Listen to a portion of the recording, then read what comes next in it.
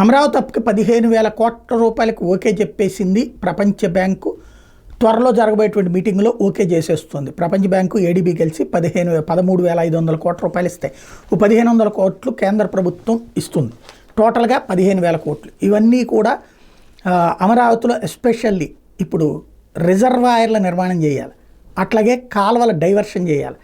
ముంపు ప్రాంత నివారణ అన్నది ప్రధానమైనటువంటి అంశం కింద తీసుకుంది. కొండవీటి వాగు అట్లాగే పాలవాగు ద్వారా వచ్చేటటువంటి వాటరు కృష్ణానదిలోకి డైరెక్ట్గా వెళ్ళడానికి అవకాశం లేదు. ఈలోపు ముందు మిగతా ప్రాంతం అంతా మునిగిపోతుంది.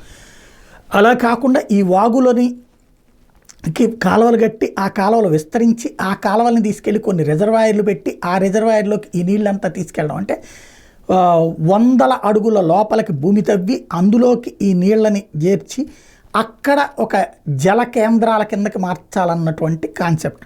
తద్వారా నీటి ముంపు నుంచి కాపాడటంతో పాటు అక్కడికి మంచినీటి వనరులుగా దాన్ని మార్చాలి అన్నటువంటి కాన్సెప్ట్ ప్రధానమైంది. దానికోసం కేటాయించారు.